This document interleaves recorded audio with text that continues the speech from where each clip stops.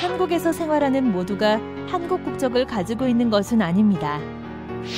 베트남 출신의 팜티푸엉 씨도 마찬가지였죠. 그녀는 한국에서 경찰이 되고 싶었지만 한국 국적이 없었기 때문에 경찰학교에 도전할 수 없었습니다. 그래서 귀화를 결심한 그녀는 마침내 2016년에 경찰의 꿈을 이루었습니다. 각 나라에는 그 나라의 국적을 가진 사람들만이 누릴 수 있는 것들이 있습니다. 우리가 살고 있는 대한민국은 어떨까요? 한국 국적을 얻으면 한국에서 생활할 때 어떤 점이 좋은지 함께 이야기해 볼까요?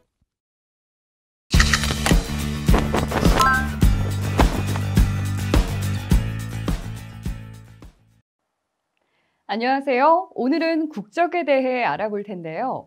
우리나라인 한국의 국적을 가지면 어떤 점이 편리할까요? 그걸 결정하는 기준과 다양한 절차, 그리고 국적의 의미에 대해 알아보도록 하겠습니다. 모든 사람들은 저마다의 다른 국적들을 갖고 있습니다. 그럼 우리가 당연하게 갖고 있는 이 국적이란 무엇일까요? 국적이란 한 사람이 어느 국가의 국민으로서 인정받는 자격을 말합니다.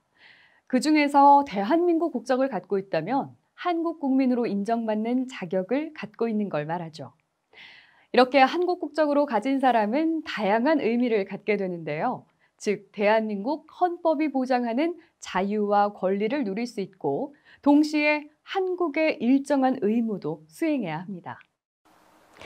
지금 보시는 사진은 대한민국의 영주증입니다. 영주권이란 일정한 조건을 갖춘 외국인이 영구적으로 오랫동안 한국에 자리를 잡고 살 수 있는 권리를 증명하는 건데요. 영주증을 가진 영주권자도 국적을 얻은 국민과 마찬가지로 상당히 많은 권리와 의무를 갖고 있습니다. 하지만 영주권자는 국적을 얻은 국민과 똑같지는 않은데요. 예를 들어 영주권자는 국민과 달리 국가의 대통령 선거에 참여할 수 있는 권리가 없고 한국 영주권을 가진 성인 남자의 경우에는 한국 군대에 입대해서 군인이 될 의무가 없습니다. 이처럼 한국과 달리 미국, 캐나다, 호주 등의 국가는 국적제도가 아니라 시민권 제도를 운영하고 있는데요. 시민권자란 이들 나라에서 곧 그 나라의 국민으로 각종 권리와 의무의 주체가 되는 겁니다. 자, 이어서 국적을 결정하는 방법을 알아보겠습니다. 한 나라의 구성원이 되는 국적을 결정하는 방법은 나라마다 차이가 있는데요. 미국이나 캐나다에서는 태어난 장소를 중요하게 여깁니다. 그래서 미국에서 태어난 아이는 미국 국적을 가질 수 있는 거죠. 이처럼 아이가 태어난 국가를 기준으로 아이의 국적을 결정하는 걸 이를 출생지주의 또는 속지주의라고 합니다. 반면 중국이나 호주 같은 경우에는 태어난 아이 부모의 국적을 중요시하는데요. 태어난 아이의 부모가 가진 국적을 기준으로 아이의 국적을 결정하며 이것을 혈통주의 또는 속인주의라고 합니다. 그럼 우리나라, 한국은 어떨까요? 한국의 국적법은 혈통주의를 따릅니다. 자녀의 출생지가 어디든지 태어난 아이의 부모 국적이 어디인가에 따라서 아이의 국적이 결정되는 거죠. 태어난 아이의 아버지나 어머니 중 한 명 또는 아버지나 어머니 두 사람 모두 한국 국민이라면 두 사람 사이에서 태어난 아이는 한국 국민이 될 수 있습니다. 다만 예외도 있는데요. 한국에서 태어난 아이의 부모가 누구인지 분명하지 않을 때나 아이의 부모나 아이 본인이 무국적자인 경우에는 한국에서 태어난 것만으로도 한국 국민이 될 수 있습니다. 알아두면 좋은 플러스 팁, 어떤 팁인지 살펴볼까요? 보편적 출생등록제도라고 들어보셨나요? 이 제도는 UN 아동권리위원회 등의 요청으로 한국 국회에서도 논의하고 있는 법률안인데요. 왜 이런 제도가 필요한 걸까요? 한국에서는 국내에서 태어난 외국 국적 아동의 경우 본국 대사관을 통해 출생 신고를 하도록 하고 있습니다. 하지만 본국 대사관에 출생 신고를 하지 않은 외국인 자녀의 경우 어느 국가의 보호도 받지 못하는 무국적 상태에 놓이는 상황이 생깁니다. 이런 다양한 문제를 해결하기 위해 보편적 출생등록제도, 즉 외국인이 국내에서 낳은 자녀를 한국에서 출생신고를 할 수 있도록 하는 법률안을 논의하고 있는 겁니다.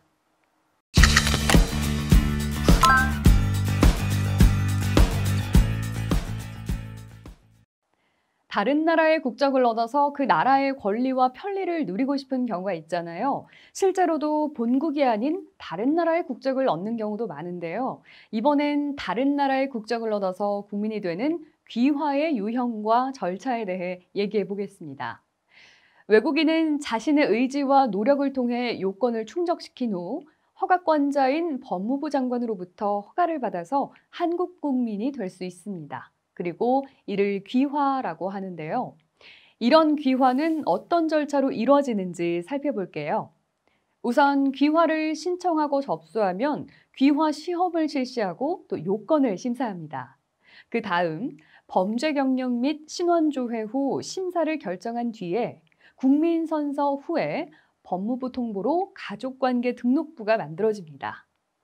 허가권자로부터 귀화가 허가된 뒤에는 1년 내에 외국 국적을 포기하거나 외국 국적을 행사하지 않는다는 서약을 해야 합니다. 이후 주소지 행정복지센터에서 주민등록 및 외국인 등록증을 반납하면 다른 나라의 국적을 가진 시민이 될 수 있는 귀화 절차가 완료됩니다. 귀화에도 다양한 종류가 있는데요. 일반 귀화, 간이 귀화, 특별 귀화의 세 가지가 있습니다. 그럼 일반 귀화부터 하나씩 살펴볼까요?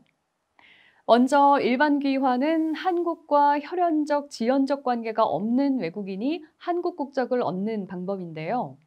일반 귀화를 신청하려면 한국에서 5년 이상 계속 생활한 주소와 함께 일정한 요건을 갖춰 주어진 영주 자격을 갖고 있어야 합니다. 또한 귀화 신청 당시에 만 19세 이상의 성인이어야 하는데요.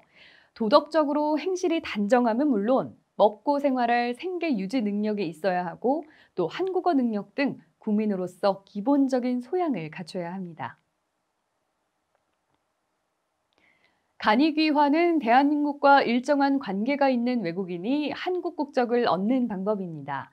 예를 들어 외국인이 한국에서 3년 이상 계속 생활했고 그의 부모 중 어느 한쪽이 한국 국민이었다면 그는 간이 귀화를 신청할 수 있습니다.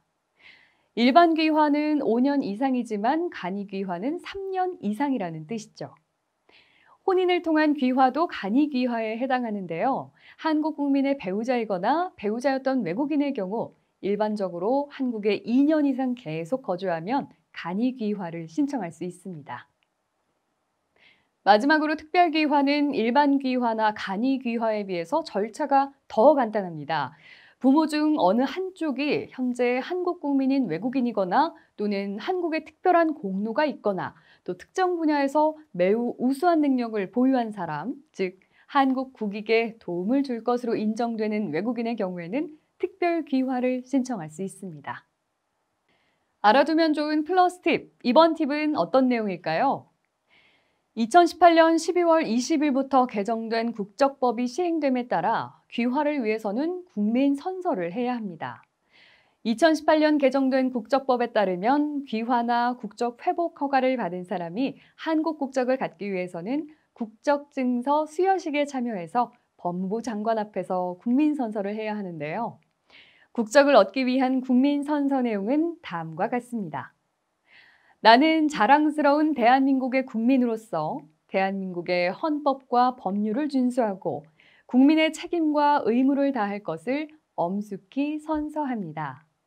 이렇게 국민 선서를 한 이후에 한국 국민이 되었다는 사실을 법무부가 통보하면 국민 개개인별로 출생, 혼인, 사망 등의 신분 변동 사항을 기록하고 또 관리하는 가족관계 등록부가 만들어집니다.